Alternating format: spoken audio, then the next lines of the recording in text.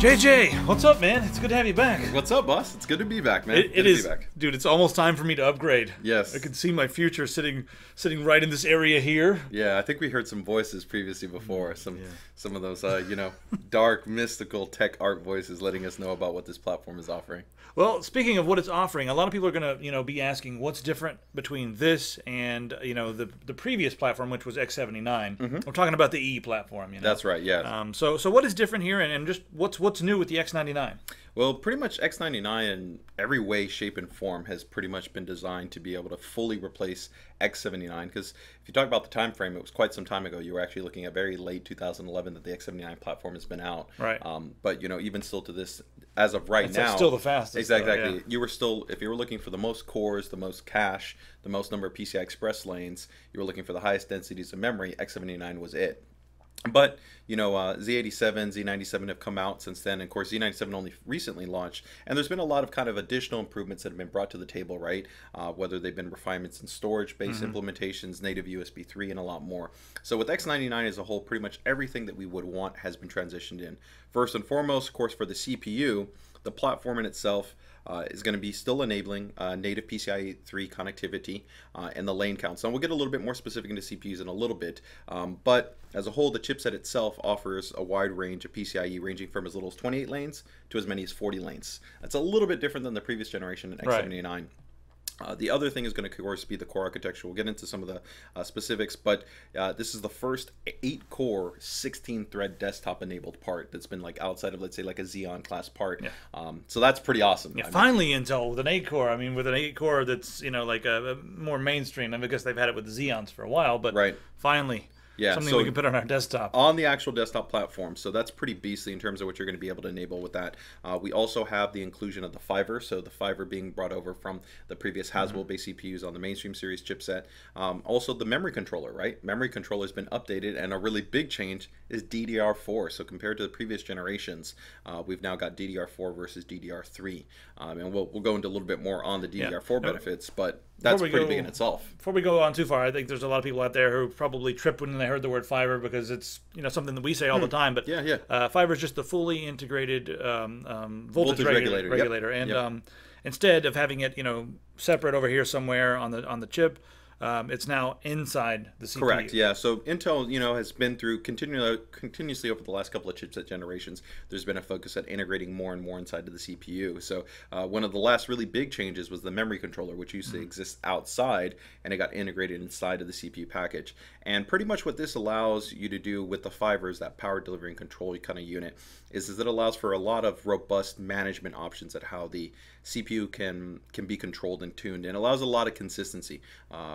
So the main benefit is that users, regardless of whichever kind of board that they're going to look at, generally will have a certain level of guaranteed level of control and functionality. But one important thing to kind of keep in mind is that it's still independent of power delivery. So you still have power delivery that's on a motherboard, and that's two separate portions. So that's just more kind of the control as opposed to the actual power that's being provided. But getting back to the chipset, you've got 10 native SATA 6G ports. That's a huge amount of storage connectivity. So that's pretty beastly. You've got 6 USB 3 ports that are also built natively into the chipset. Intel maintains support for a native Intel Gigabit Ethernet as also part of the chipset, but that's dependent on the motherboard vendor. They may not always implement that. And that does not eat up any of your lanes if you're using the native Intel. Yeah, that's correct. So that's a kind of a benefit. If you see a board that features an Intel NIC, it will natively be utilized as part of the chipset design versus, as you noted, you having to pull a PCI Express link to put to some other type of network controller. Right. So a big update for this generation actually is the inclusion of the Intel RST driver. And the driver as well as the option ROM. So that's important because we got a lot of really cool new storage devices that have been coming to the market recently, right? We've got M.2 based SSDs. Yep. SATA Express got introduced in the previous Z97 based generation. We've got new PCIe based SSDs that are actually natively bootable, so they don't just work as storage based drives, but they can actually run your entire operating system. So this chipset has been from the ground up pretty much validated and designed to be able to allow you to complement any type of storage device. Now, different boards may have different types of storage connection options, but as a whole, pretty much if the board has connections for, let's say, M.2, SATA Express, SerDes, PCIe, it will support pretty much every single one of those options. So kind of when you bring that all together, right, you've got the native USB 3, you've got the native SATA 6G, you have the support for these ultra high-end overclockable parts with huge number of PCI Express lanes, you've got the DDR4, you got the advanced instruction sets because it's also Haswell-based architecture, you got the fiber, you're pretty much talking about this is truly going to be the ultimate enthusiast platform on the chipset side as well as on the CPU side. And I think from the CPU side, there's some interesting things that we can definitely take a look at and see a little bit more kind of what users are wondering about. Well, how does the CPU stack up compared to previous? All right, so kind of diving a little bit more, we talked a bit kind of about what the chipset has to offer, but we want to give a little bit, I think, a compare and contrast. A lot of people, you know, they don't always upgrade from every single chipset. You know, some users definitely are on the bleeding edge and cutting edge, and you go from chipset, and some people even adopt multiple chipsets, right? Like me, you know, I've got 6 systems at home, so I got a lot of different chipsets going on. Do you use all 6 of these systems? Yeah, I entirely use all of them. But you know, I think an important perspective is, like you said, compared to X99, kind of what are we looking at? Right. Now, X79 though has 2 different kind of platform levels though. It's because there was the original X79 that was based off of Sandy Bridge E, right, and then you had X79 that was based off of Ivy Bridge E. But here we're just going to give the kind of the compare and contrast to the current X79 with an Ivy Bridge E enabled processor. Well, I mean, even the even the last refresh did not have all the features that we see on like a Z97 or something. Yeah, that's correct. I mean, you know, you saw some board vendors maybe try to integrate and adopt into having a slight refresh, so you got a little bit more functionality and feature set. But as a whole, there's going to be, like I said, a lot more that's going to be natively built into all of that. So if we take a look quickly here between the 4960X and then the 5960X, you're going to see one's, of course, X79, one's X99. The socket, though, that's a really nice plus, is that although it states it's version 3, it's entirely socket compatible with all your previous existing cooling solutions. So that means if you got a high performance, like you got a Noctua U14S, if you've got a nice big beefy water cooler, if you got the 15S, if you got a closed loop cooling solution, whatever it might be, they're entirely, as long as they meet socket 11 2011 compatibility, you should be okay. There might be some vendors which might release like a more optimal kind of mounting bracket or mounting kit, but as a whole, you should be able to go ahead and mount it back in there and you're going to be good to go. So that's a nice plus. That's really, really nice. In terms of the process is still 22 nanometer compared to the most recent in terms of Ivy Bridge E, but Intel has gone ahead and made changes. As we noted, there's the fiber that's been integrated into the CPU. They also have gone ahead and made a couple of changes into the thermal interface material as well, but still, like always, we do have lithography constraints, and you are going to want to be cognizant of current and power draw, especially as you overclock these parts, because all of them are overclockable. Cores and threads, we've got a big jump up. We're moving over to, like I said, the highest end CPU, enabling 8 cores, 16 threads. Finally, yes. And then the cache, 20 megabytes of L3 cache, right?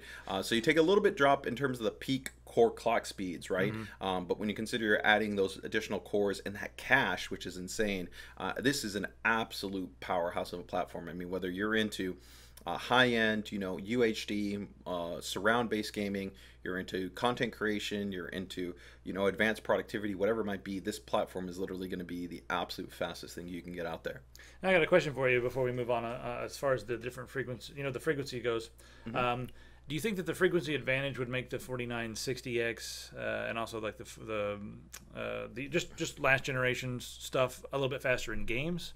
No, actually, overall in our analysis, because of the improvements in not only the IPC, because remember IPC instructions per clock is very important. So even though it has a little bit lower base clock, right, the actual improvements in the architecture itself, as well as the cache and everything else, it give you overall better performance. And this is kind of one of the things that's also important. Sometimes people wonder about the platform is like, well, you know, Devil's Canyon part has maybe even had these higher frequencies. So how does that relate? One thing you always want to look at too when measuring performance is not purely just about frame rate. There are things like frame latency, which actually, especially in very complex AI intense based games, we're seeing that the higher end platforms like X79, X99 really show their benefits when you get into the frame latency and frame time. Much smoother gameplay, yeah, especially as you get into higher and higher resolutions. So this is a platform, while we'll definitely get people that are gaming at 1080 here, they're really also targeting 2560 by 1440, or you're looking at 4K or even higher resolutions if you're doing multi-monitor. Right, with some crazy graphics cards and everything, and it can support them. So. Yeah. So I think one of the other next big parts here is going to be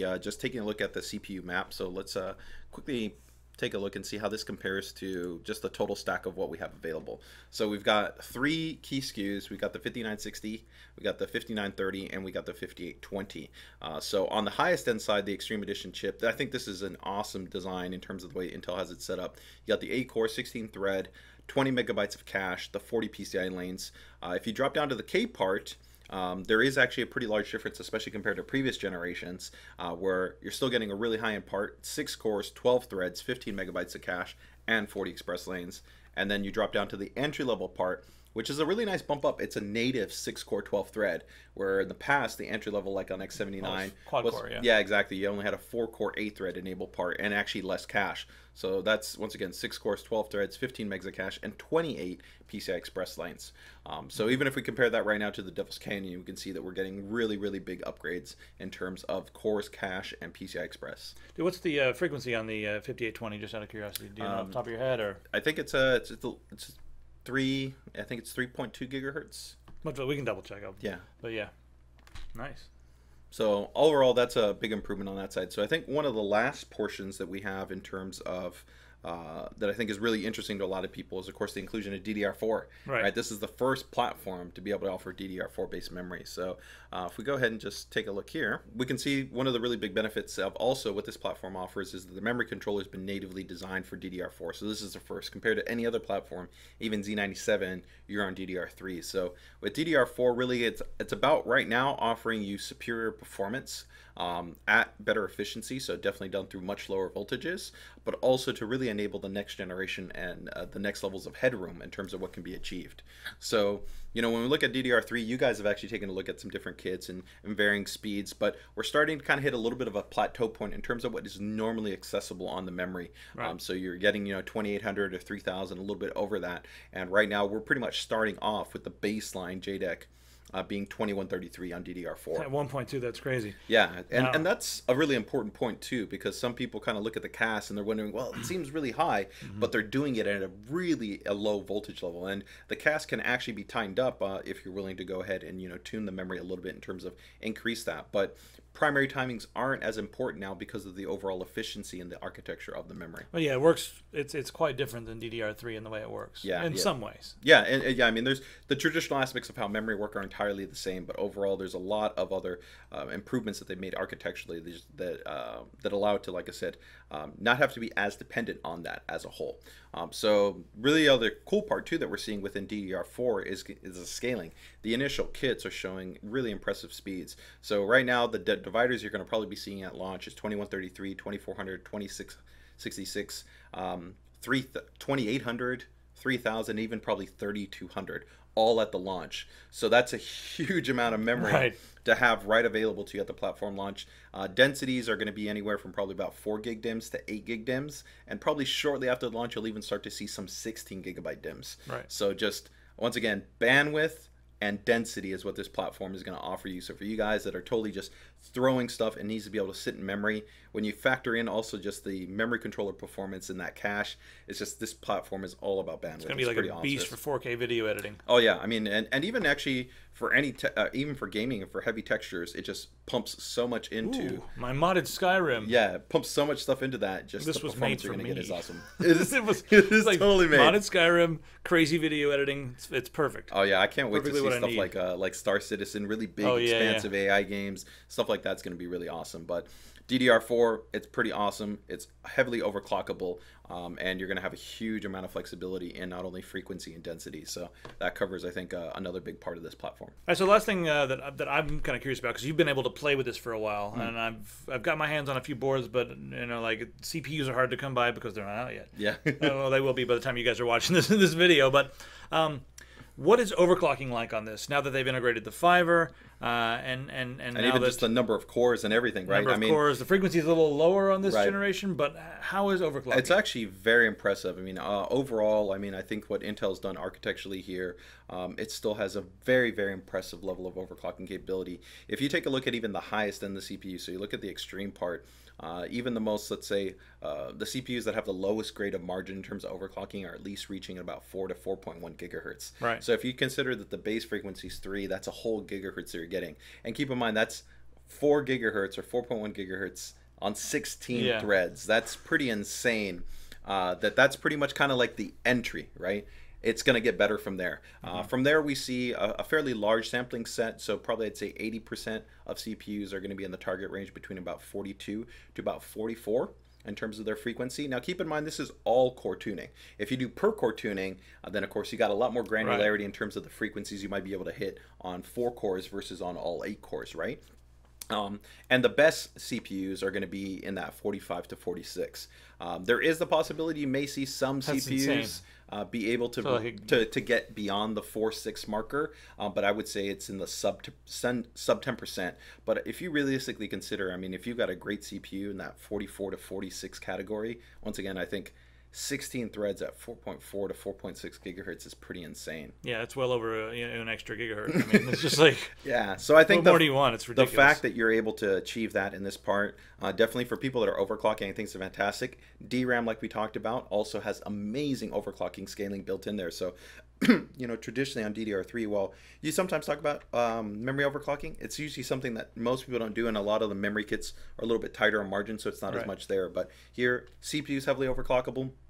Every single CPU is overclockable, and for the ones that have less cores, you're probably talking maybe an extra 100 to 200 megahertz because it's a little bit less complex. So you can take those base numbers that I referenced and you could bump them up even a little bit more. So overall, we'll do definitely more on overclocking and get more details for you guys that are interested in that stuff. But that gives you a little bit of kind of perspective of if you buy into any of these, kind of what's the expected range that you can get out of it. Man, I cannot wait to start putting this thing together and overclock it a little bit. And I think we should do that pretty soon. So what you guys need to do now that you've been educated on the X99 platform. We're in Kentucky. You got to be educated around here. Now that you've been educated on the X99 platform, we're going to check out the different ASUS motherboards that are out there, and we're going to also check out just the different technologies and exclusive features that you guys have with the launch of the X99 platform. So go ahead and click on the screen to check out those other videos, and we will see you guys over there.